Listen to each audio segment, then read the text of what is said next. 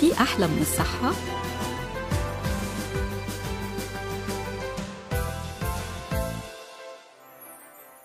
مرحبا.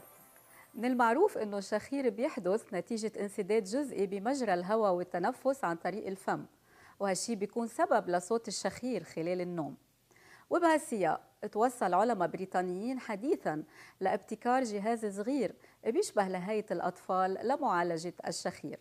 الجهاز بيشتغل بطريقة بسيطة جداً بواسطة وضعه داخل فم الشخص قبل النوم، وبعد ما ينام الشخص بيشتغل الجهاز تلقائياً عن طريق سحب اللسان للأمام، وبيضطر يتنفس بالأنف مش بالفم، وهيك بيمتنع عن الشخير. منوه انه للجهاز غطا بلاستيك بيغطي الجزء الامامي من الاسنان وبثبته مكانه خلال النوم. اما كلفة الجهاز الواحد فهي حوالي 70 جنيه استرليني، وهيك فينا نطمن اللي بيعانوا من مشكلة الشخير وننصحهم بتجربة الجهاز الجديد يلي ابتدى باستعماله حوالي 3 ملايين شخص بريطاني بيعانوا من الشخير بإنجلترا، وأعلنوا رضاهم عن النتيجة. شوفكم بخير.